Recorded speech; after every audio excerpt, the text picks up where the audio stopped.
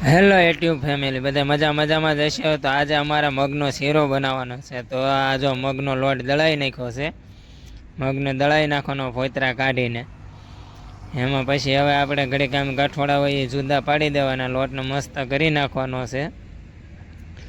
એક બાઉલમાં ખાલી કરી નાખ્યો છે આપણે. હવે એની અંદર આપણે ધીમે ધીમે બધું નાખવાનું છે, ધીમે ધીમે. તો જુઓ તમે આ વિડીયો તમે આખો જોઈજો. તપેલાની અંદર આપણે ઘી ગરમ કરી નાખ્યું છે, ઘી ને દૂધ.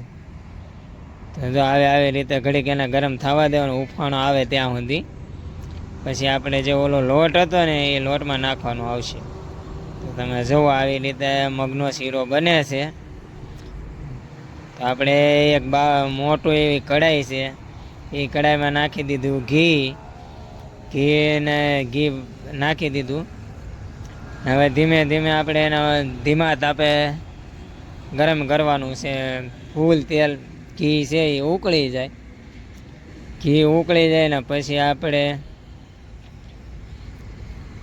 જો ઓલું આપણે તપેલામાં હતું ને આગળ, એ જો આમાં મિક્સર કરી નાખ્યું છે. આમાં આવી રીતે છોળી નાખવાનું, મિક્સ કરી નાખવાનું. એટલે છે ને આખા બધામાં મળી જાય ને એટલે પછી આપણે જો ઘી ગરમ થતું હોય તો એમાં જો આપણે મોળો માવો નાખ્યો. મોળો માવો આવે ને એ નાખવાનો આમાં.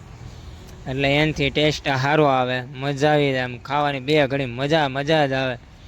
તો અમારો વિડીયો ગમ્યો હોય તો લાઈક કરો, શેર કરો, સબસ્ક્રાઈબર કરો, ફોલો કરવાનું ભૂલતા નહીં. શેર કરો, કોમેન્ટ કરો કોને કોને મગનો શીરો ભાવે.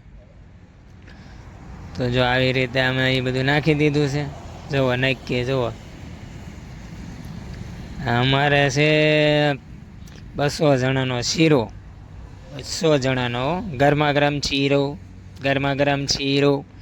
નીચે કર્યો તાપ, ઉપર મૂકી કઢાઈ, એની અંદર બને શીરો. તો હવે આપણે ઓલો લોટ ભેગો કરેલો હતો એ હવે આ તપેલામાં નાખી દઈએ, આ મોટી કઢાઈમાં. હવે આ લોટ આપણે અંદર નાખી દઈએ એટલે એને હેકવો પડે ખૂબ લોટને. જો લોટ અંદર નાખી દીધો. હવે અમે મળ્યા છીએ હલાવવા.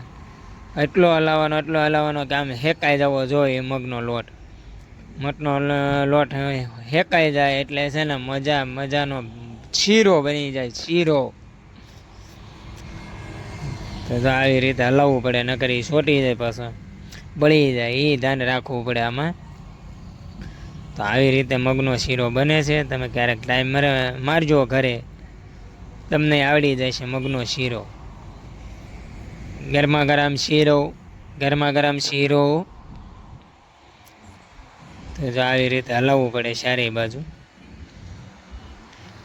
પછી બને તૈયાર થાય ત્યાં સુધી થોડો તૈયાર થાય મારા વલા. બહુ મહેનત છે.